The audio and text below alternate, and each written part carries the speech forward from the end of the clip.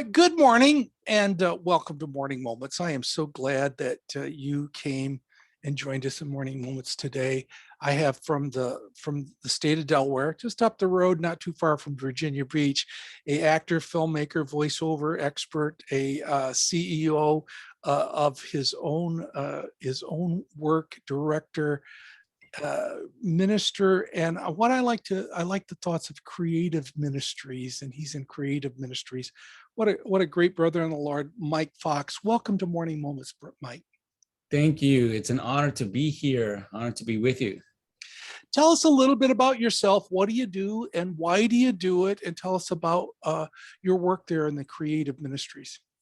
Yeah, where to begin, right? Yeah. I'm a filmmaker, director, producer, filmmaker. For 25 years, I've been in the creative business. So way back when I was a young person, I would do creative arts, creative design, basically. So I've been a designer for 20, 25 years or so, and I would evolve into different types of mediums and methods. So when I was a young person, before the Lord per se, before Christ, BC, I would actually do graffiti on the sides of trains and walls.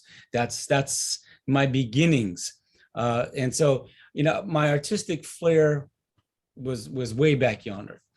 So I've always had a creative brain. That's been my brain. And so, as I grew up and grew older, learned how to do creative design professionally. So I just continued into the graphic design, graphic arts, into the realm, and added on as I grew older and older, into everything from audio to video production, audio production, and then of course different types of designs, creative designs. So not just logos, but website designs, and until we have me, my wife, and our daughter, we have our own business called Splash Design Works. National accolades, local accolades. We've won awards. We've been interviewed on magazines and publications and news media. We've pretty much been all over the place. We've done a number of things from organizations that's been around for 20, 30 years to new startups, entrepreneurs, solopreneurs. And so, we've gained quite an awesome reputation as being creative designers. I've always done other creative things since I was young. When I was in school, I actually did impersonations, and so I did voiceovers. Now, you and I think we can, talk about some, like George Bailey, and we know who we're talking about. George, Mary, this is my trick here. And so, you know who I'm talking about, or if I'm talking about Rod Serling in The Twilight Zone, then you know who I'm talking about. And so I did that since I was a youth, but there was no real way to make it anything at that point. So I would say about 2+ years ago, when COVID hit, to be honest with you, as crazy as it was, it actually forced us to do things that were kind of in the works, in the background. And I jumped headlong into filmmaking and voiceover work, because our daughter is an actress. At age 15, she's a sensation. Like I said, she's triple author, a triple published author, Amazon bestseller, voiceover professional, for Taco Bell, Amazon, all kinds of stuff. But her creativity that stemmed from my DNA kind of sparked my dormant creative side of things. And so I started to jump into filmmaking and doing things for her, like to help her show reel and help with the voiceover and stuff. In doing so, I stumbled across the dormant volcano in me by sheer default, I guess. And it just, that creative production side of things started to just kind of explode. And so for a few years now, I've actually been knee deep, more than knee deep. I've just been scuba diving into filmmaking, producing, directing, creating, production, writing. I'm a writer as well. And so I've been doing just a ton of filmmaking things. And so, I love to go into some of that stuff because that's where our passion and purpose is right now, especially regarding the Christian community. It's just something that it's just kind of like really heavy on my heart. But yeah, that's just got kind of a quick summary. When you talk about your creativity, there's a layering that takes place. Sometimes people come in to filmmaking because you may be an actor. Sometimes they were producer, director, and then they get into filmmaking. And I love the thoughts of your creativity of being graphic artist and design, and then layering that other acting and other things in there, because it to be a filmmaker you have to have pieces of all that, don't you? Pretty much. You got to be a wild and crazy imaginative person to be a filmmaker. It's not I mean, the technical side is actually secondary for me. It's where my brain says, I'm sorry, did you say something? But it's like, for me, it's a blessing and a curse because my brain just never stops. I can create the whole scenario and like, how would the cinematography go? Get the shots this way and stuff. And, and my brain just going up miles ahead of my physical body here. And I'm like, wait for me. So it's like, yeah, it's layers. But something that you said really makes a lot of sense is that you kind of have to be that type of creative person. I've been a creative person. I've been into movies and the behind the scenes of movies.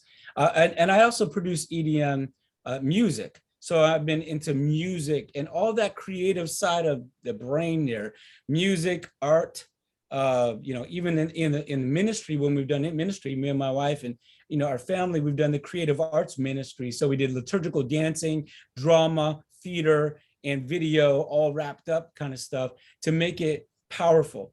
And it's just one of the ways to show and invoke and impact and affect the emotions. Filmmaking has been around forever, and today it's kind of chaotic how it is. There's just a lot of pros and a lot of cons that I see, even in the Christian filmmaking. So yeah, it's layers, but you do have to have that creative brain and then use it kind of thing. You've been driven, you told me earlier, you were driven by quality and purpose, right? Yes. So nice launching pad. So we've right now, hopefully we can get into this maybe afterwards, because we've got a feature film that we just finished, and we have a premiere that we have coming up. So I'd love to chat about that because we're super duper excited. We got a sold out premiere coming about for our feature film. So when I start to get into filmmaking, we've, obviously as Christians, and been ministering and Christians, just as Christians, you see what you see, but as professionals and Christians, we have a different mindset and we have a different perspective. We don't just look for entertainment and, oh, that's fun. And, oh, yes, praise the Lord. Woo, yes, that gives God the glory. We're always looking on how is this done? And for us and our family, another thing that we haven't even mentioned is that we're certified marriage coaches. We're speakers, we're authors, and we're marriage coaches, which can be a whole nother thing because we've been doing marriage coaching and speaking, and we have our own marriage book for a long time. So we see things differently than just the same old people. We look at how practical is it? How real and genuine and authentic is it? And so for like the longest time, forever and a day, when we look at movies and we look at film and we look at content, we really have a hard time just looking at it just to go, yeah, this is really good. eat our popcorn, we're looking at it as if, is that really how it will be? Is that really practical? Is it not only biblical if it's a Christian thing, Christian only, because you have a Christian audience, then you have cross, and then you have non-Christian. So, there's inspirational, cross audience that's non-preachy. Like TD Jakes does that quite a bit, and he's very good at that. But then you got the Christian only, audience. And so we're always looking at it from different perspectives and saying, is that really good content? Is that really good quality? Is that reality? Is that real? Would that really happen? So everybody gets saved and everybody's, glory to God, everybody's saved in the end. And somehow all these things work out together in this Christian movie. And we're just like, that's not real. That's not how things really are, and so not only the content, but the quality, like you mentioned, because we've seen over and over and over, and we just kind of cringe, to be honest with you, when we see content that's supposed to be a ministry type of situation in filmmaking, and we see it to where the content is not being realistic or not being driven by real biblical things. Like I know a lot of people out there, a lot of producers, a lot of directors, and a lot of filmmakers, and somehow they receive like literally millions and millions and millions of dollars for their project by investors. And they even call it like a Christian film. And I know the storyline, and we've read the thing, and we're like, how is that even in the Bible? Is that even in the Bible? Yeah. Which Bible version are you using? And so, it's just amazing how people are like using Christian content, and it's not even like true or accurate or realistic. That's what bugs us.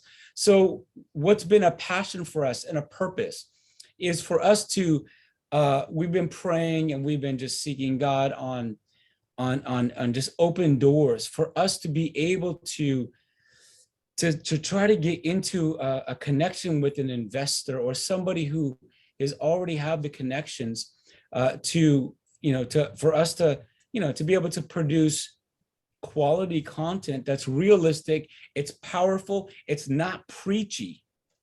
I'm just letting you know, because if you're going to hit the Christian only audience, sure, just preach your sermon, make it in a film.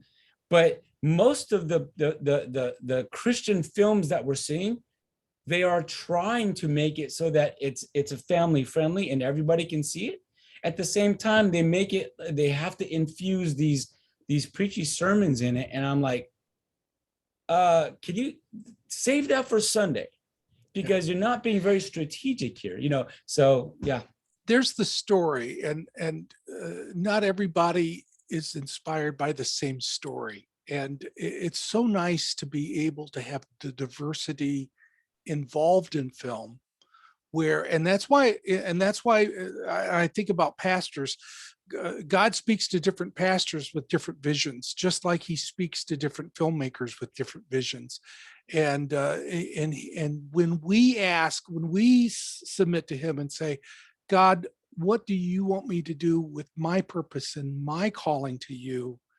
And then not to follow somebody else's calling, not to follow somebody else, but follow what God is. And sometimes it's a direction that some folks may or may not understand, but you're responsible for following what God's sharing with you. And I appreciate that step of saying, this is where God wants us, and this is what I want to do. And I believe God's going to honor that faithfulness of looking at the quality. I think that's been something that's been missing with the church as a whole, is having better quality. We need to do everything as unto God. Every song that we sing, every sermon that we preach, every film that's made as unto God, which means we're giving it our best. Absolutely. Excellence, the spirit of excellence. when you were sharing your purpose and sharing with me a little bit, you gave an acronym that I remember even as a child too, and it brought it back to remembrance. What you said about joy, and what was that? Joy stands for? So yeah, I remember being a new convert and hearing one of my first pastors say, joy is spelled Jesus first, others second, and yourself last. Yeah. And even right now, we have our feature film called The Box in the Basement. And it's been amazing. It's been an amazing journey, to be honest with you. Our trailer has won over 14 film festival awards. The film itself has now garnered, I think, around maybe 6 or 7 actual film festival winner awards for the film. And the film itself is not a preachy film. It's a film that tackles, it's a sci-fi film, to be honest with you, that tackles a lot of today's teen related issues. And we kind of leave it to where let him that has an ear hear, Yeah. and so you kind of get the gist of what it's getting at to help be helpful and impactful and emotional. But one of the things that I've had a lot of people in the industry, tell me, and I'm like, yeah, I know.